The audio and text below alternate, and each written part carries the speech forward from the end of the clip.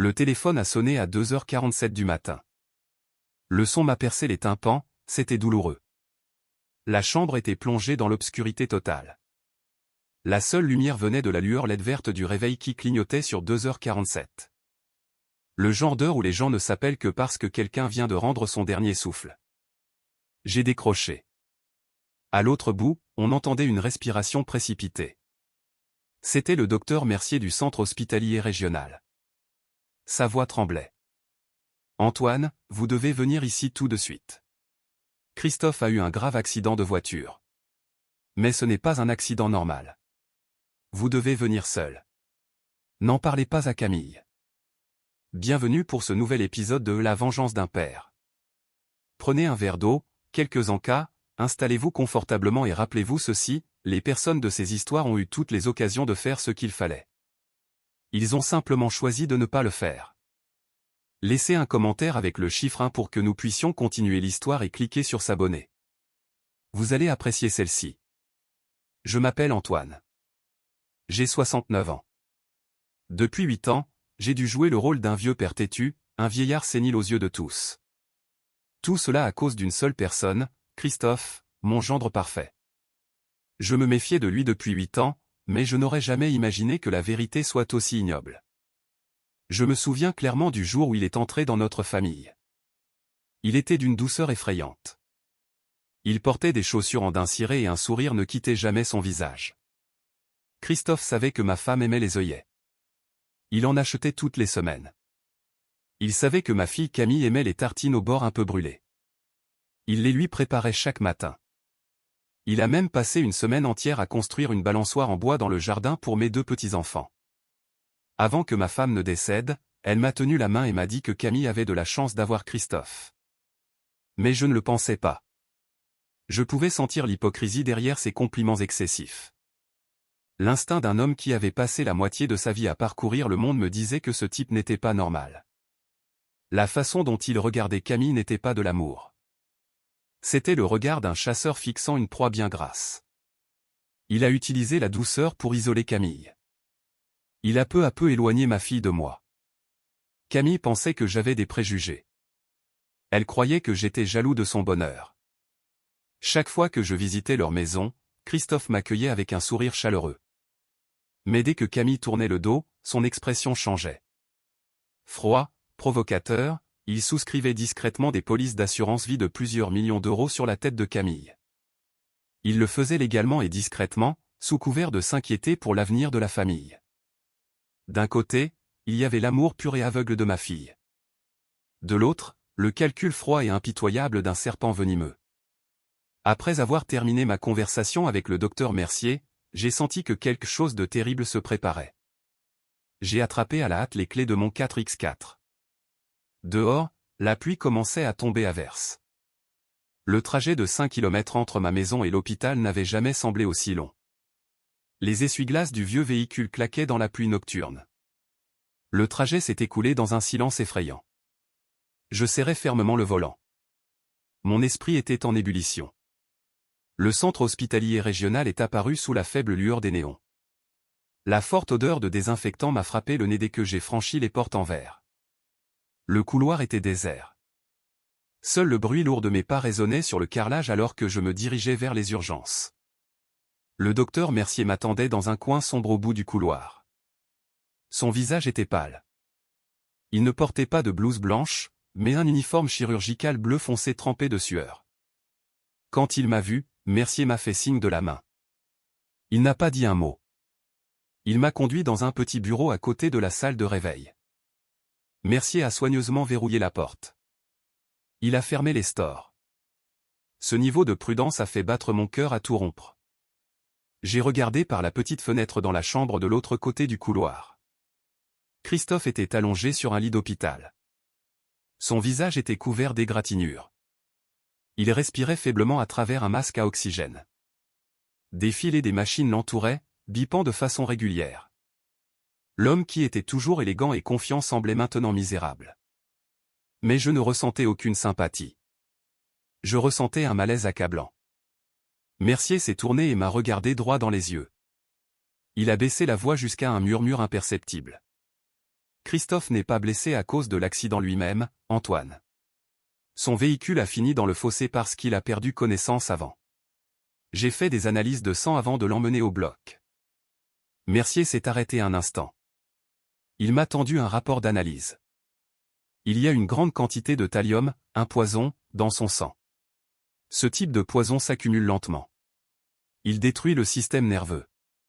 Quelqu'un en met dans sa nourriture depuis des semaines. Un frisson soudain m'a parcouru le dos. Qui voudrait faire du mal à mon gendre? Avait-il des ennemis? Le docteur Mercier s'est penché près de mon oreille. Ces mots ont tranché le reste de mon sang-froid comme un couteau. Christophe n'est pas la seule victime, Antoine. Il a été empoisonné par ses propres complices pour éliminer les témoins gênants après une opération ratée. Avant de s'évanouir, il a marmonné quelque chose. Vous devez rentrer chez vous immédiatement. Votre fille et vos petits-enfants sont en danger. Je suis resté figé. Ma tête tournait. Qui étaient les complices de Christophe? Pourquoi Camille et les enfants étaient-ils en danger alors que Christophe était allongé ici? Mercier n'en a pas dit plus. Il a pressé une épaisse enveloppe Kraft brune, scellée avec du ruban adhésif noir, dans ma main. Il m'a dit de la lire dans mon 4x4 et d'agir immédiatement avant qu'il ne soit trop tard. Je suis sorti de l'hôpital en trombe sous la pluie battante. La portière du 4x4 a claqué derrière moi. La pluie martelait le toit comme des tambours de guerre. Dans l'habitacle étroit, je cherchais mon souffle. Mes mains tremblantes ont déchiré le ruban adhésif noir scellant l'enveloppe. L'odeur de vieux papier se mêlait à l'odeur du cuir humide. J'ai allumé le faible plafonnier du véhicule. Les documents à l'intérieur sont apparus. Mon estomac s'est noué. La première photo d'identité était le visage de Christophe, mais le nom imprimé en gras en dessous n'était pas Christophe. C'était Romain Vasseur. C'était un escroc professionnel, un diable déguisé en homme qui faisait l'objet d'une enquête discrète de la police judiciaire. Mes yeux se sont fixés sur les lignes de texte denses. Ce n'était pas son premier mariage. Avant Camille, il avait déjà eu 2 femmes. Ces 2 femmes malheureuses étaient mortes dans des accidents inattendus seulement quelques années après l'avoir épousée. L'une était tombée dans des escaliers. L'autre avait souffert d'une grave intoxication alimentaire. Et quel était le point commun le plus dégoûtant? Au moment de leur disparition, Romain Vasseur avait systématiquement touché d'énormes indemnités d'assurance vie. Ces 2 premières machinations lui avaient rapporté près de 4 millions d'euros. Mon sang n'a fait qu'un tour. Ma rage a atteint son paroxysme lorsque j'ai tourné la dernière page. C'était une copie de la police d'assurance vie la plus récente de Camille. La date d'activation de la clause de versement était la semaine prochaine. Le montant placé sur la vie de ma fille était de 6 millions d'euros. Il avait prévu de faire de Camille sa 3e malheureuse épouse. Il avait l'intention d'échanger la vie de ma fille contre sa propre richesse. J'ai frappé violemment le volant du poing. Le klaxon a retenti dans l'obscurité de la nuit. Je me détestais de ne pas avoir été plus ferme. Je me détestais d'avoir laissé ma fille vivre avec un serpent venimeux pendant 8 ans, mais le plus effrayant restait à venir. Parmi les dossiers d'enquête de la police se trouvait une petite note manuscrite. C'était une liste des complices de Romain. Il n'avait jamais agi seul. Dans les 2 cas précédents, une femme était toujours apparue, se faisant passer pour une parente, l'aidant à organiser les funérailles et à liquider les biens de la victime. J'ai regardé le nom entouré en rouge sur la page. Mes jambes ont flanché. Cette femme avait emménagé dans notre ville 3 semaines plus tôt seulement. Elle séjournait dans la maison de Camille en ce moment même. J'ai fixé le nom entouré à l'encre rouge sur le document. Roxane, la femme que Christophe avait toujours présentée comme sa pauvre sœur biologique venue de leur province natale dans notre département pour suivre un traitement médical. J'ai froissé le papier dans ma main. Son vrai nom était Rebecca Châtelain, une escroc professionnelle activement traquée par les autorités. Ce serpent venimeux s'était glissé silencieusement dans la maison de ma fille 3 semaines plus tôt. L'avertissement de Mercier a résonné à mes oreilles comme un coup de tonnerre. Maintenant, je comprenais tout. Christophe n'avait pas été empoisonné par un lointain ennemi.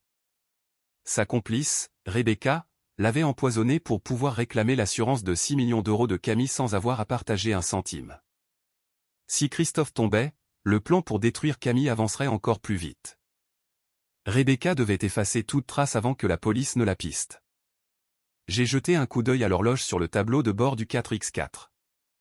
3h15 du matin. Camille était toujours au service de soins intensifs de l'hôpital, restant aux côtés de son mari bon à rien. Cela signifiait que la maison isolée à la lisière du bois ne contenait que Rebecca et mes 2 jeunes petits-enfants. Nathan n'avait que 4 ans et la petite et sensible Léa en avait 6.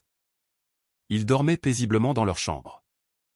Ils ne se doutaient pas qu'ils vivaient sous le même toit qu'une dangereuse criminelle. J'ai écrasé l'accélérateur. Le vieux 4x4 a rugi et a bondi en avant sous la pluie battante. Mon cœur battait la chamade, comme s'il essayait de sortir de ma poitrine. J'avais moins de 20 minutes pour faire une course contre la mort. L'idée de ce que Rebecca pourrait faire à ses 2 enfants me rendait fou. Les fausses paroles douces qu'elle avait prononcées en me servant le thé la semaine précédente ont traversé mon esprit. Sa voix avait été douce, mais ses yeux étaient froids et complètement dénués d'émotion. La maison de Camille est apparue à la fin de la route en pente. Toutes les lumières de la maison étaient éteintes. Seule une faible lumière a vacillé une fois au premier étage avant de disparaître brusquement. C'était la chambre de mes petits-enfants. Que faisait Rebecca là-bas à cette heure-ci? J'ai garé mon véhicule sur le bas-côté, à une courte distance de la maison. J'ai éteint les phares. Je ne voulais pas que le bruit du moteur alerte quiconque se trouvait à l'intérieur. La pluie tombait à verse, brouillant le pare-brise. J'ai sorti mon téléphone et appelé Henri. Mon frère, un ancien de la Légion étrangère. Henri a répondu à la première sonnerie. Sa voix était alerte. J'ai été bref. Viens chez Camille tout de suite. Prends de quoi te défendre. Le serpent est dans la maison avec les enfants. Je suis sorti du 4x4 et j'ai pataugé dans le sol boueux. Un vent glacial m'a fouetté le visage. Je me suis dirigé vers la porte arrière de la maison. La clé de rechange était toujours sous la jardinière d'œillet. Je l'ai glissée dans la serrure et l'ai tournée doucement. La porte s'est ouverte sans un bruit. À l'intérieur, tout était sombre. L'odeur des crêpes à la vanille du dîner des enfants flottait encore faiblement dans l'air. Mais maintenant, elle était étouffée par une autre odeur. Le parfum fort et bon marché de Rebecca. J'ai traversé le salon à pas de loup. Le plancher en bois craquait parfois sous mes pieds. Alors que j'atteignais le bas de l'escalier, j'ai soudainement entendu des pas légers descendre de l'étage. Je me suis glissé dans l'ombre sous l'escalier. Le faisceau de la lampe de poche du téléphone de Rebecca a balayé les marches. Elle descendait. Dans sa main se trouvait un grand sac de voyage. Sous la faible lumière, son visage semblait d'une froideur effrayante. Il n'y avait pas la moindre trace d'inquiétude sur le visage de quelqu'un qui venait de commettre un meurtre. Son expression était neutre. Un silence terrifiant planait sur la maison. Rebecca s'est arrêtée sur la dernière marche. Elle semblait sentir que quelque chose n'allait pas. Elle a éteint sa lampe de poche. La maison a été plongée dans l'obscurité totale. Je pouvais entendre sa respiration régulière. Mon cœur martelait mes côtes comme un tambour. Je devais agir avant qu'elle ne me découvre. Je suis sorti de l'ombre.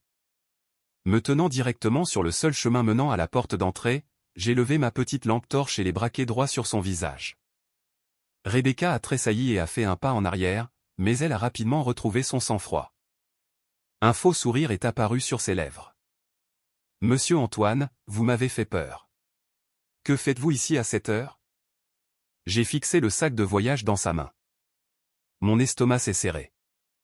Je me demandais où étaient mes petits-enfants et pourquoi il y avait une tache rouge foncée sur sa main qui venait tout juste de sécher. J'ai fixé la tache rouge foncée sur le dos de la main de Rebecca. Ma voix est tombée, dure et tranchante. « Où sont les enfants ?» Rebecca a subtilement passé sa main dans son dos. Le faux sourire est resté sur ses lèvres. « Ils dorment à l'étage, Antoine. Christophe a eu un accident, alors je prépare quelques affaires pour les apporter à l'hôpital. Je dois partir tout de suite. » Elle a fait un pas en avant, essayant de se faufiler devant moi pour atteindre la porte. Je n'ai pas bougé. Je suis resté ferme devant l'entrée comme un vieux tronc d'arbre enraciné dans le sol. J'ai grogné chaque mot. « Écartez-vous de mon chemin. » Rebecca a cessé de sourire. Son visage s'est durci. Les yeux froids et sans expression d'une tueuse ont révélé toute leur cruauté. Elle a posé le sac de voyage sur le plancher en bois. Lentement, sa main droite a glissé dans la poche de sa veste. Je savais ce qu'il y avait là-dedans. Un scalpel ou une autre fiole de poison. L'air s'est figé. Une tension suffocante a rempli la pièce. J'étais un homme de 69 ans. Mais à cet instant, je ne ressentais aucune peur. Seul l'instinct d'un père et d'un grand-père poussait dans ses retranchements. Je me suis préparé à me jeter sur elle. Puis, un puissant faisceau de phare a balayé les fenêtres du salon. Le crissement d'un freinage brutal a résonné à l'extérieur. Des pas lourds ont tonné vers la porte arrière. Henri était arrivé. Comprenant qu'elle avait perdu son avantage, Rebecca a soudainement bondi droit sur moi. Elle m'a percuté de toutes ses forces, essayant de se frayer un chemin vers la liberté. Je me suis arc-bouté contre l'impact. Ce père de 69 ans a rassemblé chaque once de force qui lui restait et l'a violemment repoussé. Rebecca s'est écrasée sur le sol. Son sac de voyage a volé de sa main. De petites bouteilles en verre à l'intérieur se sont brisées sur les lattes de bois. La porte arrière s'est ouverte à la volée. Henri a fait irruption à l'intérieur. Il a plaqué Rebecca au sol presque immédiatement. Je n'ai pas attendu d'en voir plus. J'ai couru dans les escaliers. J'ai poussé la porte de la chambre des enfants. Nathan et Léa étaient toujours allongés dans leur lit. J'ai pris mes deux petits-enfants dans mes bras. Puis je me suis précipité en bas. Je les ai portés dehors, les ai placés sur la banquette arrière de mon 4x4, et j'ai disparu dans la pluie avant que Rebecca n'ait eu la moindre chance de reprendre le contrôle de la situation. J'ai regardé les enfants dans le rétroviseur. Ils dormaient encore. Le véhicule a filé dans l'obscurité en direction de la gendarmerie locale. Si vous êtes resté avec cette histoire jusqu'à ce point, alors elle a probablement éveillé des émotions en vous. S'il vous plaît, aidez-nous avec une petite chose rapide. Aimez et abonnez-vous. Laissez un commentaire avec le chiffre 5 pour que je sache que vous êtes arrivé jusqu'ici et prédisez comment vous pensez que l'histoire va se terminer pour voir si vous avez raison. Beaucoup de gens regardent sans le faire, mais cela ne vous coûte rien et signifie beaucoup pour nous. Je savais que j'avais sauvé les enfants, mais je ne m'attendais pas à ce que le prochain appel téléphonique de Camille me plonge dans une amertume bien plus profonde que tout ce que j'avais affronté jusqu'à présent. Mon véhicule s'est arrêté devant la gendarmerie locale juste au moment où l'aube pointait. La pluie s'était enfin calmée. Seules de minuscules gouttelettes restaient accrochées au pare-brise. Henri a escorté Rebecca à l'intérieur. Elle gardait la tête baissée, les menottes en acier froid verrouillées autour de ses poignets. Chaque pièce à conviction du sac de voyage avait été confisquée. Les petits récipients en verre remplis de thallium et les faux documents étaient impossibles à justifier. Au même moment, 2 voitures de patrouille ont été dépêchées au centre hospitalier régional. Christophe avait repris connaissance après son opération, mais les personnes qui l'attendaient n'étaient pas sa femme et sa famille. 2 policiers armés montaient la garde à côté de son lit d'hôpital. Un mandat d'arrêt d'urgence a été exécuté immédiatement. Le masque du gendre parfait s'est finalement brisé. Il est resté immobile, fixant, impuissant, le plafond de l'hôpital. Un sentiment de satisfaction a monté en moi. La justice s'était mise en marche. Les coupables allaient enfin payer pour leurs crimes. Mais ce sentiment n'a pas duré longtemps. J'étais assis sur un banc en bois dans le couloir de la gendarmerie. Mes 2 petits-enfants avaient été emmenés dans une salle de repos provisoire. Soudain, le téléphone dans la poche de ma veste a commencé à vibrer. C'était Camille. J'ai répondu immédiatement. Il n'y a pas eu de pleurs à l'autre bout, seulement une voix si froide qu'elle en était effrayante. Camille a crié dans le téléphone, « Tu es satisfait maintenant, papa ? Tu as détesté Christophe pendant 8 ans. Maintenant il est allongé là, proche de la mort, et tu l'accuses encore de choses. Tu as même kidnappé mes enfants. Je ne veux plus jamais voir ton visage. » La longue tonalité de l'appel coupé a éteint la moindre once d'espoir qui me restait. Les mensonges de Christophe avaient empoisonné son esprit trop profondément. Camille refusait de croire un seul mot de la police. Elle croyait que j'avais orchestré toute cette situation pour détruire son bonheur. L'amertume m'est restée en travers de la gorge. J'ai regardé par la fenêtre. Le matin était lumineux, mais à l'intérieur tout semblait sombre.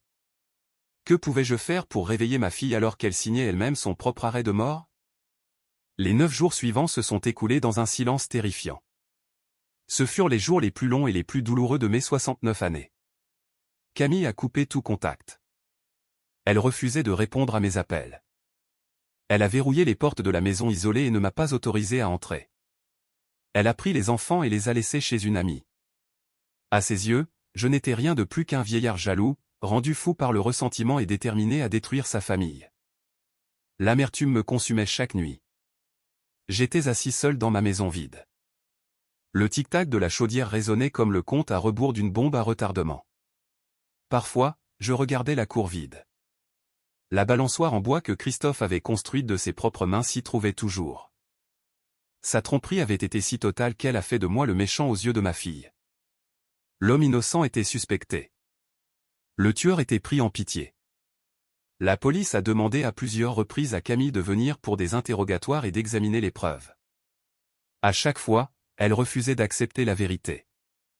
Elle insistait sur le fait que les documents identifiant Christophe comme étant Romain Vasseur étaient falsifiés. Elle croyait que Christophe avait été piégé. En regardant ma fille s'enfoncer davantage dans le déni, je ne pouvais rien faire d'autre que de serrer ma poitrine, impuissant. Cette douleur était pire que n'importe quelle blessure physique. Je ne blâmais pas Camille. Je ressentais seulement de la peine pour elle. Elle avait passé 8 ans de sa jeunesse à aimer un fantôme. Elle avait donné des enfants à un homme qui était prêt à programmer sa mort en échange de l'argent de l'assurance. Cette vérité était trop cruelle pour qu'une épouse l'accepte du jour au lendemain. J'étais prêt à endurer sa haine. Tant que Camille et les enfants restaient en sécurité sous la protection de la loi, je pouvais le supporter. Le soir du 10e jour, alors que l'obscurité s'installait, j'étais assis à la table de la salle à manger, le regard vide. Une voiture familière s'est garée dans l'allée. Puis vint le son de pas hésitants s'approchant de la porte d'entrée. La porte en bois s'est ouverte. Camille se tenait là. Ses cheveux étaient ébouriffés. Ses yeux étaient gonflés par des jours de pleurs interminables. Dans ses mains se trouvait une épaisse pile de documents que la police venait de publier après avoir terminé l'enquête préliminaire. Elle m'a regardé. Une larme a roulé sur sa joue émaciée.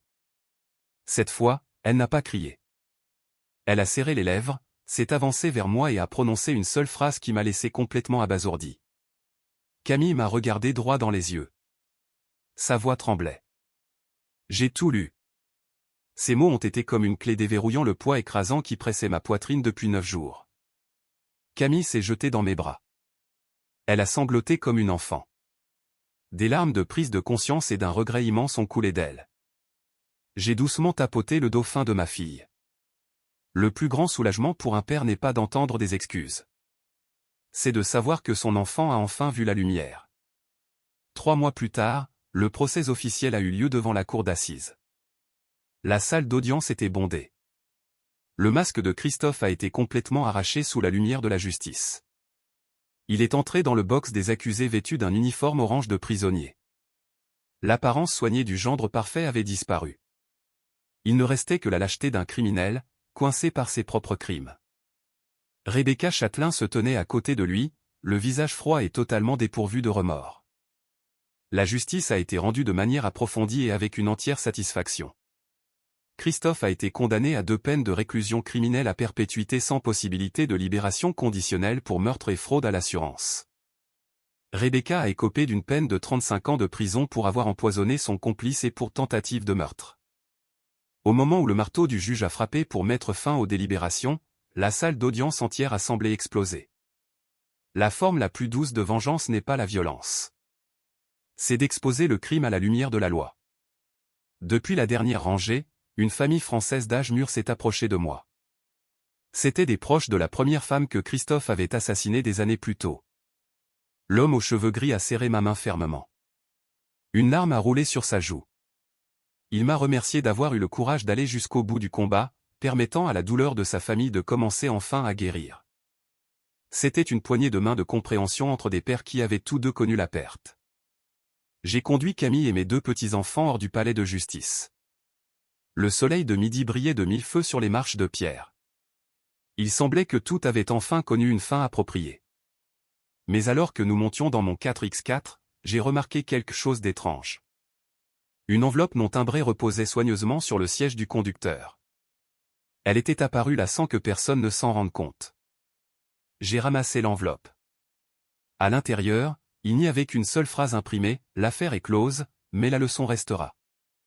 C'était un message du cabinet d'avocats de l'assurance exprimant sa gratitude pour la vigilance de notre famille.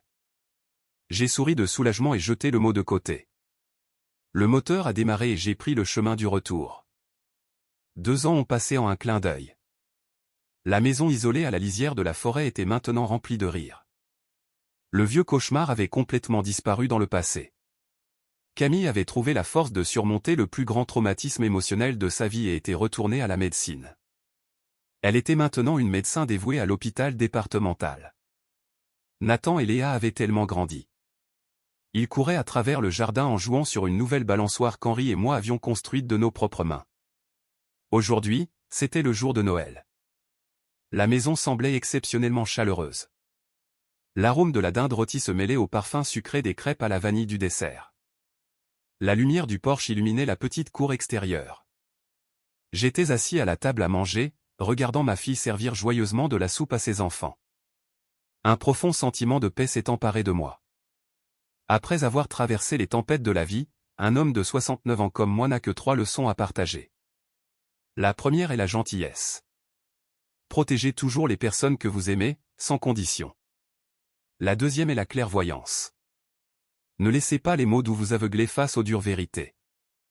La dernière est la persévérance. Faites confiance à votre instinct et ayez le courage de mener le combat jusqu'au bout quand la justice a besoin d'être défendue. N'ayez pas peur d'avoir l'air idiot. Ayez peur de rester silencieux quand vous savez que vous avez raison. Merci d'avoir rejoint La Vengeance d'un Père. N'oubliez pas de partager votre propre histoire dans les commentaires et de vous abonner pour ne pas manquer la prochaine leçon durement acquise. Je vous verrai dans la prochaine vidéo. Le dîner est prêt. Camille m'a regardé avec un sourire chaleureux. Papa, viens manger avant que ça ne refroidisse. Je me suis levé et j'ai marché vers la table remplie de rires. La lumière du porche brillait toujours de 1000 feux, tout comme le courage d'un père qui ne s'était jamais éteint.